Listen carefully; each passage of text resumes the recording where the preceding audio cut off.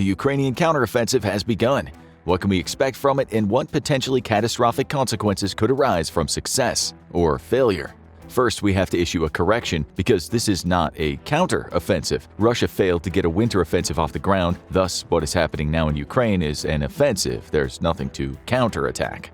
Since the end of the last offensive launched during the fall, Ukraine has been preparing for a second major military campaign to push the Russian invaders off its soil. The nation has had to make huge sacrifices in order to accomplish this, though, and frontline Ukrainian soldiers have borne the brunt of the cost, with greatly increased casualties. While the total number of troops pulled off the war front is unknown, estimates range around 10 brigades or 30,000 to 50,000 soldiers. This put massive strain on the Ukrainian front and prevented any major counterattacks.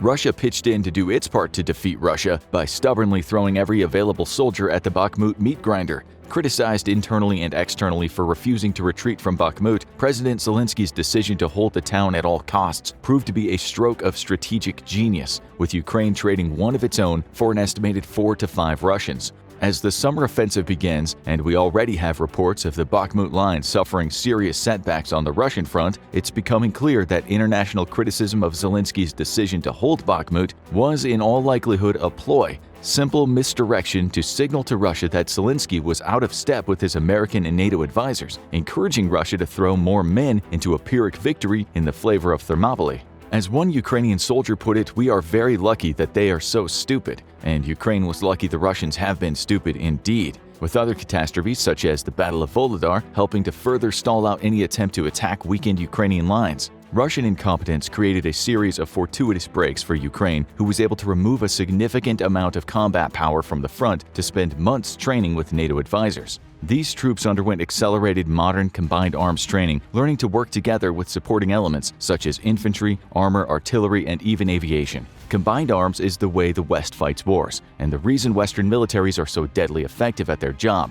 Lacking air superiority, Ukraine won't be able to take full advantage of Western doctrine, but coordinating artillery with armor and infantry will prove a formidable threat to Russian forces who are still struggling to master how to walk while chewing bubblegum. A big part of the months-long training Ukrainian forces received was how to operate and work in concert with new Western equipment such as Challenger and Leopard tanks. New self-propelled artillery pieces and a whole fleet of Western armored vehicles will also be making their debut, but it's the Leopards, Challengers, and soon Abrams tanks that are the most awaited, as these tanks finally do the job they were born to do: hunt down and destroy Russian forces. Learning to employ these advanced weapons of war, though, has required extensive training from Ukraine's most elite tankers, and that meant pulling them from the front, where they were most needed. Things haven't gone Ukraine's way, though. In late April or early May, Ukraine was forced to dispatch part of its elite Kraken special forces to Bakhmut to stabilize the front. These were forces that Ukraine was hoping to keep fresh and ready for the summer offensive. Largely, though, the stage has been set, and Russia has been very helpful in working to design its own defeat. As of the writing of this script, it's still hotly debated whether or not the Ukrainian offensive has truly begun. But while Western tanks have yet to make their debut, there's no doubt that the answer to that question is a strong affirmative. Unless you're Russia, before you start any major military operation, you want to launch what are known as shaping operations. These military strikes take the form of small raids, long-range attack, and a deep recon behind enemy lines. One of the first indications that Ukraine was entering this phase was the infiltration of small groups across the Dnipro River. These small commando raids were meant to probe Russian defenses while simultaneously working to throw the Russian command staff into confusion as to whether the offensive would start with a river crossing of the Dnipro or not. This massive water obstacle would heavily favor Russian defenders, yet nobody in Russia could have missed the announced aid packages from the United States, which included river patrol boats and a lot of river crossing equipment. Next, Ukraine began a campaign of deep strikes into the Russian rear with the use of British Storm Shadow missiles. Publicly, Britain only recently announced that it was donating the missiles to Ukraine. Privately, though, Ukraine and Britain would have known for months that the missiles were coming in order for Ukraine to coordinate its shaping campaign. The fact that by the time the British announced they were providing Storm Shadows, Ukraine was already lobbing them at Russians proves that this is the case. The Storm Shadow missile allows Ukraine to strike at targets deep behind the front lines. After the U.S. provided HIMARS, Russia was forced to pull its supply depots and command posts several dozen kilometers from the front. These were effectively out of HIMARS range, but not out of range of Storm Shadow, which has a range of 550 kilometers. For our fellow American viewers, 299,200 bald eagle wingspans. The announcement of Storm Shadow arriving just minutes before they started raining down on Russians allowed Ukraine to use them with the element of surprise, successfully blowing up multiple ammunition depots and other military targets as far east as Luhansk. Unfortunately, Storm Shadow missiles are a more precious commodity than the relatively cheap GMLRS rockets used in Ukrainian HIMARS, but Russia felt the pain regardless as supply shortages at frontline hotspots like Bakhmut coincided with Storm Shadow strikes. Not a coincidence. The move weakened Russia's ability to resupply and coordinate its frontline troops and gave our favorite Russian spicy boy Prigozhin, head of the Wagner PMC, lots to complain about, while fanning the flames of his ongoing beef with the Russian Ministry of Defense, or it would be more accurate to say, the entire Russian government. Phase 3 of the Ukrainian shaping operations may have been a psychological operation against the Russian military itself, involving Prigozhin and Wagner directly. Ukrainian intelligence publicly claimed that Prigozhin had offered to trade Bakhmut for intelligence on Russian military positions, wishing to save face and losses by taking a meaningless town in exchange for intelligence Ukraine could use to devastate regular Russian military units. Prigozhin denied the allegations, but we're gonna flat out say it, this is probably true. It's completely within Prigozhin's character and coincides with credible reports that Wagner has numerous times leaked the Ukrainians intelligence on Russian senior military officers who wound up on the wrong end of a HIMARS special delivery. With the ongoing beef versus the entire Russian government, there's good reason to believe that Prigozhin sought to strike a deal with Ukraine.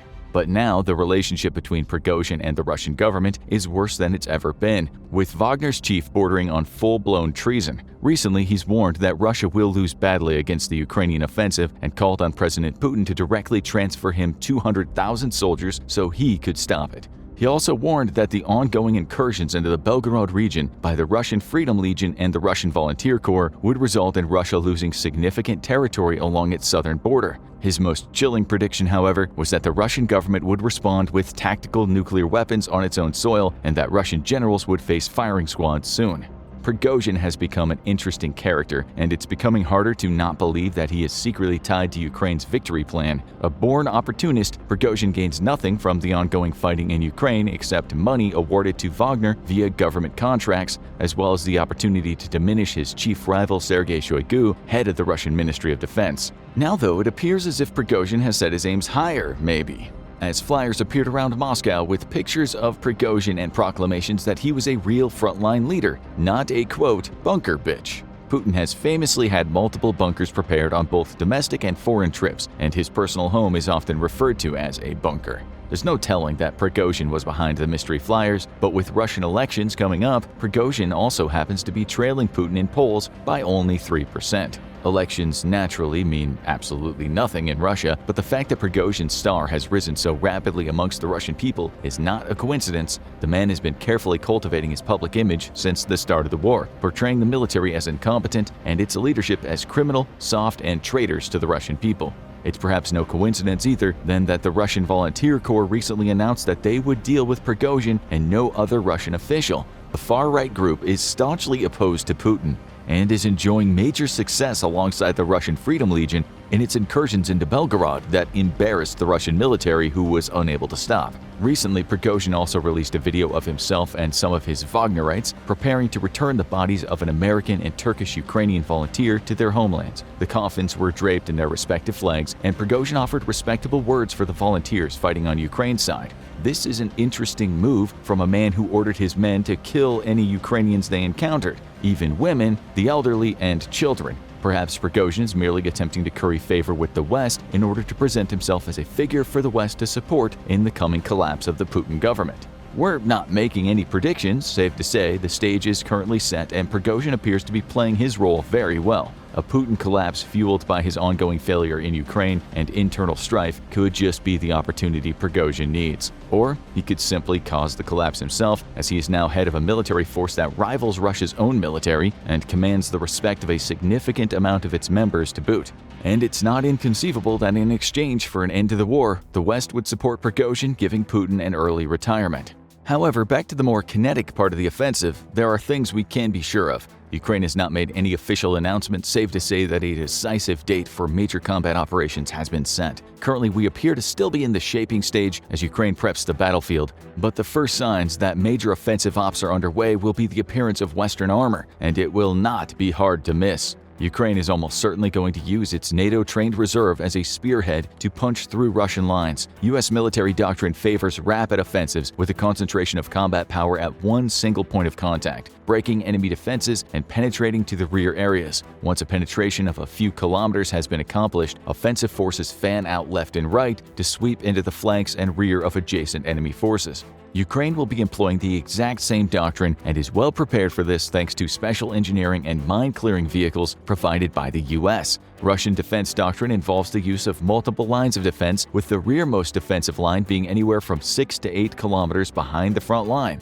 For our fellow American viewers, that's between 16,872 to 22,497 Pizza Hut large meat lovers pizzas. In between all those lines of defense, Russia would have deployed extensive minefields, which is where mine-clearing vehicles come into play.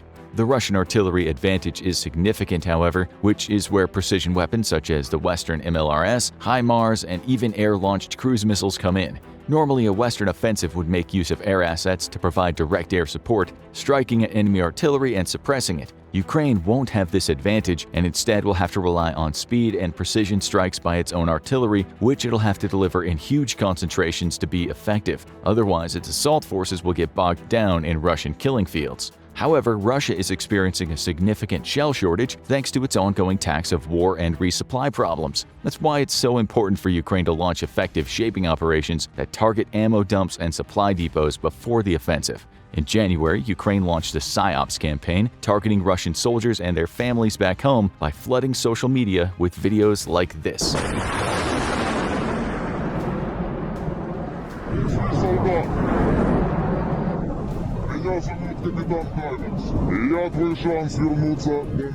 Given that on New Year's Eve, Ukraine killed hundreds of Russian soldiers in one single HIMARS strike, Captain HIMARS is making a pretty good point to a lot of mobilized Russians.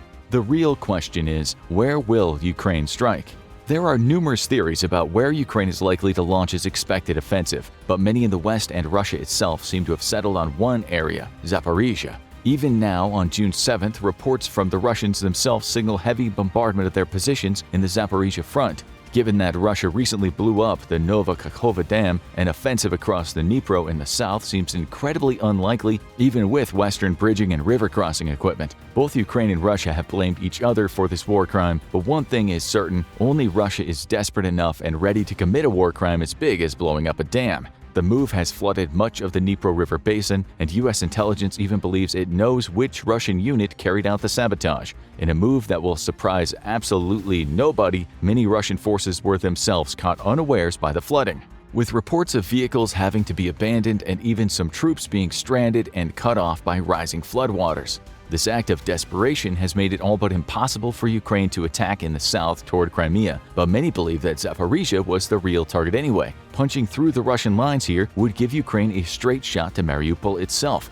the city where the famous Azov battalion pinned down thousands of Russians in the first few months of the war through their stubborn resistance. Taking Mariupol is of significant meaning for the entire war effort, as it'll effectively cut Russian forces in half and, even more importantly, cut Russian ground lines of communication to Crimea. Following an attack on Mariupol, Ukraine would almost certainly focus its efforts on destroying the Kerch Bridge, sealing Crimea's fate. Ukraine has stated multiple times its intention to liberate Crimea, and it only makes sense for its summer offensive to set the stage for what'll be the defining battle of this war. If Putin loses Crimea, he might as well take an early retirement courtesy of his old service revolver, because the Russian elite and indeed even the people may tolerate a dictator, but not a weak one. However, while Ukraine has the equipment, morale, and a training advantage, as it pushes further east it now enters separatist territories. Here Ukraine will no longer be a liberator but rather an invader, which could seriously hamper its offensive efforts as it's forced to dedicate forces to counterinsurgency operations. It would slow the rate of the offensive significantly and threaten to bog it down completely.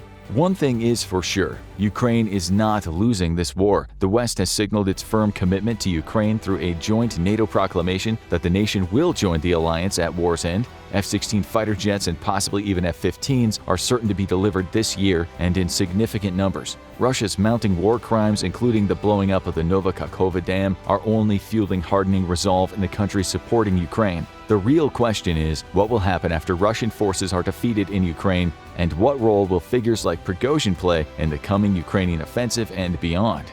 Now you need to watch Last Thing You'll See Before a Nuclear Bomb Explodes, or have a look at our fictional nuclear epic, I Survived 1000 Days of Nuclear War, full movie.